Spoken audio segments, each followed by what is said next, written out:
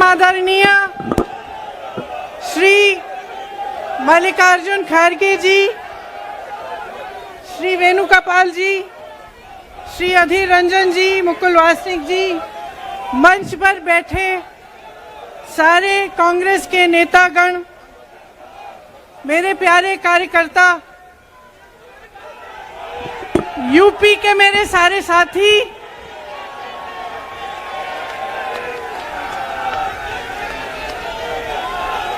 हम आज यहाँ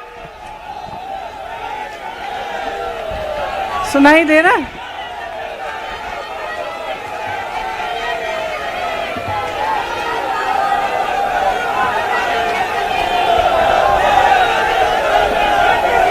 सुनिए,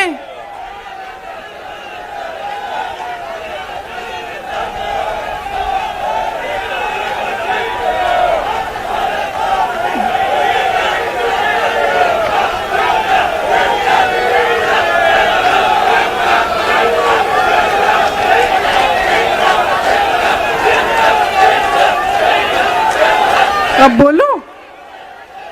इजाजत है? मेरे यूपी के भाइयों, बोलने दो। देखिए, यहाँ पे बैठे हुए मेरे मन में एक पुरानी बात आई। 32 साल पुरानी बात है। मई 1991 की बात है। मेरे पिता की शव यात्रा तीन मूर्ति भवन से निकल रही थी। अपनी मां के साथ और अपने भाई के साथ हम एक गाड़ी में बैठे थे। सामने भारतीय सेना की एक ट्रक थी, फूलों से लदी हुई थी। उसके ऊपर मेरे पिताजी का शव था। थोड़ी देर काफिला चला, 5-10 मिनट चला, फिर राहुल कहने लगे मैं उतरना चाहता हूं। तो मां ने मना किया। उस समय सुरक्षा का भी बहुत वो था, तो मां ने कहा नहीं, तुम उतर नहीं सकते। राहुल ने जिद की, नहीं मैं उतरूंगा।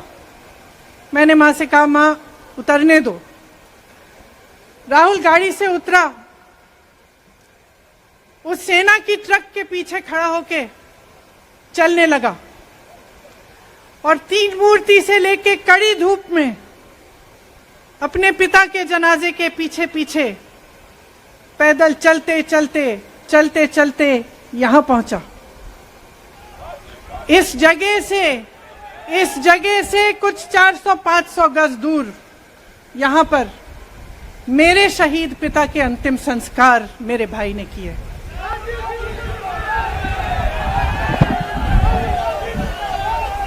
सुनिए, वो चित्र मेरे दिमाग में अभी भी है, मेरे मन में है।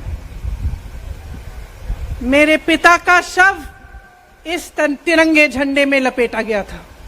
इस तिरंगे के नीचे मेरे पिता का शव था और उसके पीछे चलते चलते मेरा भाई यहां आया। उस शहीद पिता का अपमान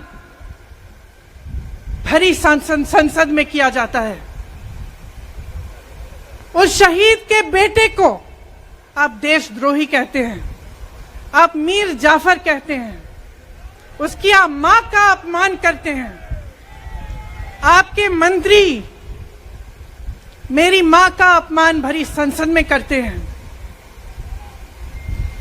आपके एक मुख्यमंत्री कहते हैं कि राहुल गांधी को पता भी नहीं है कि उनका पिता कौन है। आपके प्रधानमंत्री भरी संसद में खड़े होकर कहते हैं कि ये परिवार नेहरू नाम को इस्तेमाल क्यों नहीं करता।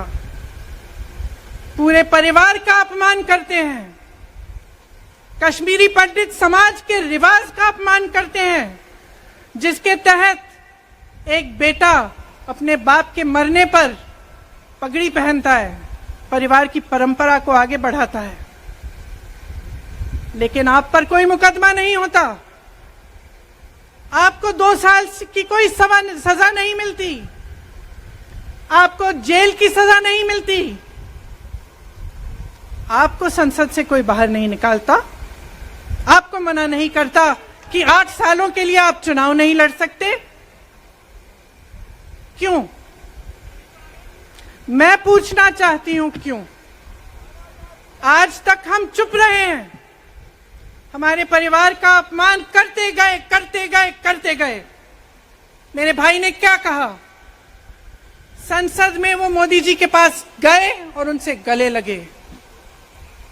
मेरे भाई ने कहा मैं आपसे नफरत नहीं करता हूं, मेरे दिल में आपके लिए कोई नफरत नहीं है, हमारी विचारधारा अलग है, लेकिन हमारी नफरत की विचारधारा नहीं है। तो मैं पूछना चाहती हूं, एक आदमी का कितना अपमान करोगे? कितना अपमान करोगे? क्या यही है इस देश की परंपरा? आप परिवारवादी कहते हैं, तो भगवान राम कौन थे?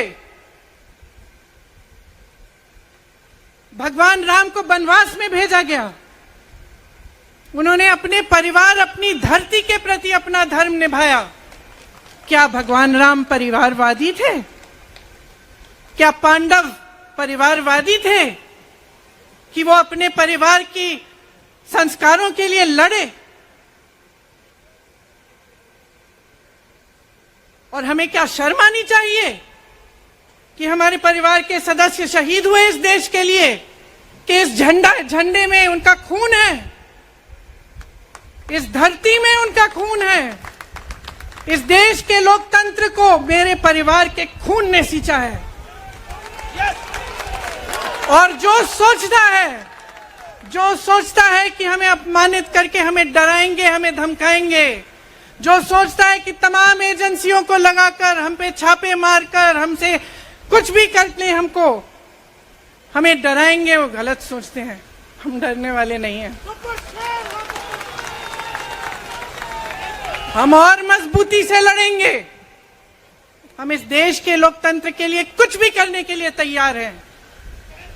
इस देश के लोकतंत्र को, इसकी नींव कांग्रेस पार्टी के महान महापुरुषों ने डाली है। कांग्रेस पार्टी लड़ी इस देश की आजादी के लिए और आज भी इस देश की आजादी के लिए ही लड़ रही है। कभी कभी मैं सोचती हूं, मुझे समझ में नहीं आता कि पब्लिक क्या सोच रही है। क्या देख नहीं रही है क्या हो रहा है?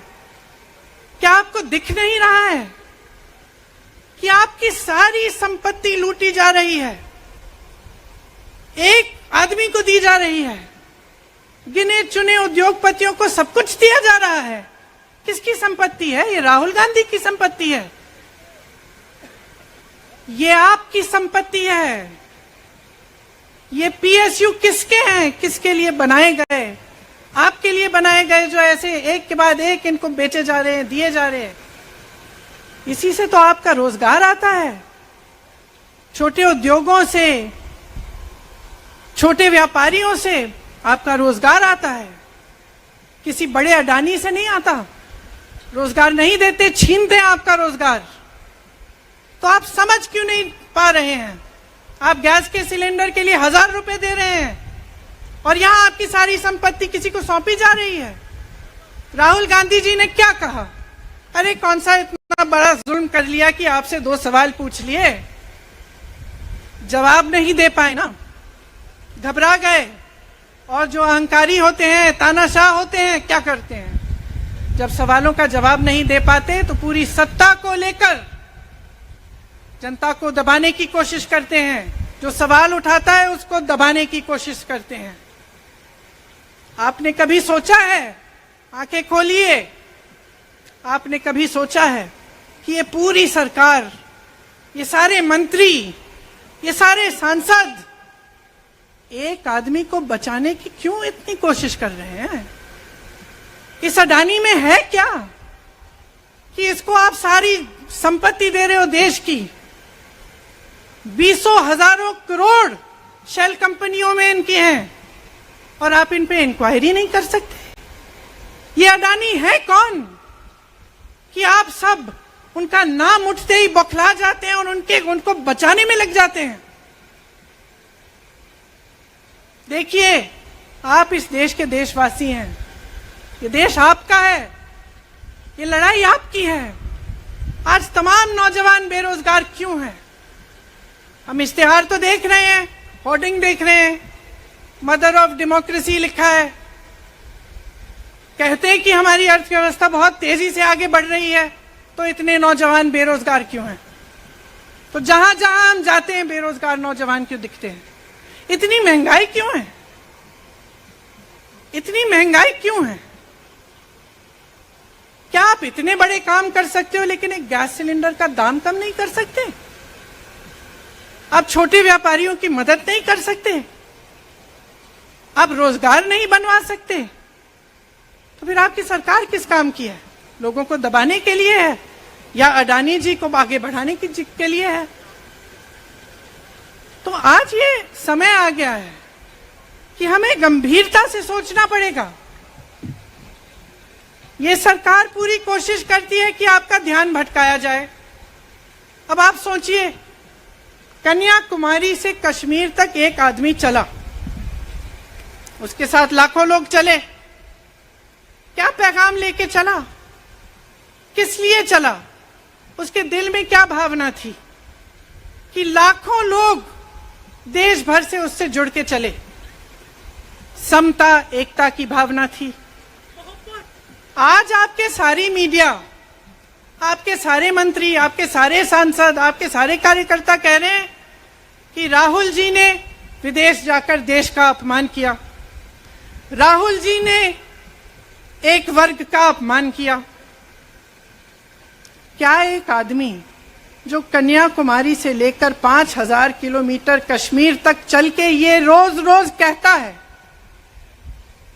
कि इस देश को एक होना चाहिए, सबको समान दृष्टि से देखना चाहिए, क्या ये आदमी देश का अपमान कर सकता है? क्या ये आदमी एक वर्ग का अपमान कर सकता है? तो ये आदमी क्या कर रहा है? ये आपकी आवाज उठा रहा है। ये क्या कह रहा है? कह रहा है कि गरीबों को अपना हक दो, नौजवानों को अपना हक दो, महिलाओं को अपना हक दो। यही तो कह रहा है। और हक क्या है? हक ये है कि जो आपका है वो आपके हाथों में जाना चाहिए, किसी बड़े उद्योगपति के हाथ में नहीं, जो प्रधानमंत्री जी के मित्र हैं। ये है आपका हक। उसी हक की लड़ाई लड़ रहा है। तो आप समझिए, ये एक इंसान की बात नहीं है, ये एक राहुल गांधी की बात नहीं है, ये पूरे देश की बात है। जब हम कहते हैं लोकतंत्र को बचाना है, तो हम किस बात की को बचाने की कह रहे हैं? क्या कह रहे हैं हम? लोकतंत्र क्या होता है? खुल के जवाब मांगो, सवाल उठाओ। यही तो लोकतंत्र है कि आपको कोई आपत्ति है, कोई समस्या है, आप किसी के पास जाकर अपना हक मांग सकते हैं। आप कह सकते हैं, भाई हमारे लिए ये क्यों नहीं किया, इतनी महंगाई क्यों है, हमारे लिए रोजगार क्यों नहीं बनाए? लेकिन आज यही हक आपसे छीना जा रहा है और आपका ध्यान इधर उधर भटकाया जाता है और इतनी चीजों को फैलाया जाता है जो सच नहीं है, झूठों को फैलाया जाता है। आप सोचिए, राहुल गांधी दुनिया के सबसे बड़े जो शिक्षा के संस्थान है वहां से पढ़ के आए हैं। हार्वर्ड और कैम्ब्रिज की उनकी डिग्री है। कैम्ब्रिज से उन्होंने इकोनॉमिक्स में मास्टर्स डिग्री, एमफिल डिग्री उनको मिली। आप उसको पप्पू बनाते हैं। पूरे देश भर में आपकी सहायता के साथ मेरे मीडिया के दोस्तों, डिग्री आपने देखी नहीं, सच्चाई आपने देखा नहीं, उनको पप्पू बना दिया। फिर पता चला कि ये पप्पू तो यात्रा में निकल आया और पता चला कि ये तो पप्पू है ही नहीं। इसके साथ तो लाखों लोग चल रहे हैं। ये ईमानदार भी है, ये सब बातों को समझता भी है, ये जनता के बीच जा रहा है, जनता की समस्याओं को सुन रहा है, तो जनता इसके साथ चली जा रही है। तो घबरा गए घबरा गए कि राहुल गांधी ने संसद में वो सवाल उठाए जिनका उनके पास जवाब नहीं है।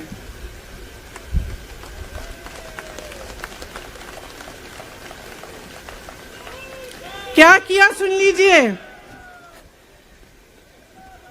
एक तरफ से हंसी भी आती है कि एक आदमी को रोकने के लिए इतना सारा करना पड़ा। जिस आदमी ने राहुल जी के खिलाफ सूरत में कंप्लेंट लगाई, आपको मालूम है कि पिछले साल उसने खुद कचहरी में जाके बोला इस पे आप स्टे लगा दीजिए। 1 साल के लिए अपने ही केस पे स्टे लगवाया। फिर वापस कब गए केस खुलवाने के लिए? राहुल गांधी के संसद में अडानी पे के भाषण देने के 1 हफ्ते बाद, 1 हफ्ते बाद वो आदमी वापस जाता है, कहता है केस खोल दी, सुन लीजिए अब हम तैयार हैं। 1 महीने के अंदर अंदर जज कह देते हैं कि राहुल गांधी को 2 साल की सजा मिलेगी। आपने देखा इस देश में कितने केस हैं कि जेल में 10 साल के लिए पड़े रहते हैं, उनकी सुनवाई नहीं होती। ये तो सुनवाई भी फट से हो गई, जजमेंट भी फट से हो गई, सजा भी फट से हो गई। और आपने कह दिया अगले दिन कि 8 सालों के लिए ये चुनाव नहीं लड़ सकते, संसद से बाहर कर देंगे इनको। वाह वाह वाह वाह वाह वाह, बहुत धैर्य है आप में। अरे कायर हैं, कायर है इस देश का प्रधानमंत्री। लगा दो केस मुझ पर,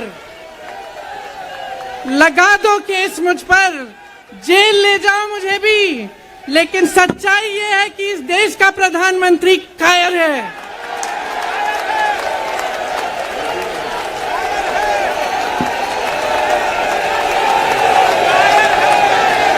अपनी सत्ता के पीछे छुपा हुआ है, अहंकारी है। और इस देश की बहुत पुरानी परंपरा है, इस देश की बहुत पुरानी परंपरा है, हिंदू धर्म की पुरानी परंपरा है कि अहंकारी राजा को जनता जवाब देती है।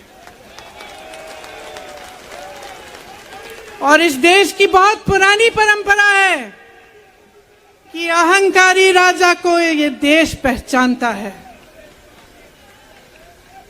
मेरे परिवार ने मुझे एक चीज सिखाई है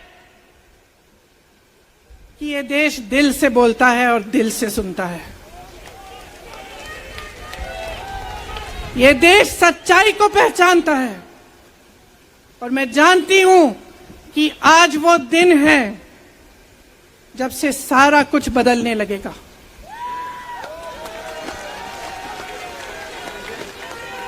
मेरे मीडिया के साथियों, मैं आपसे कहना चाहती हूं, बहुत हो गया है, बहुत हो गया है। मैं जानती हूं आप पर कितना दबाव है। मैं जानती हूं कि आपको लाइन भेजी जाती है कि आज आपको ये कहना है, आज आपको ये लिखना है। लेकिन आपकी एक बहुत बड़ी जिम्मेदारी है। आज लोकतंत्र खतरे में है।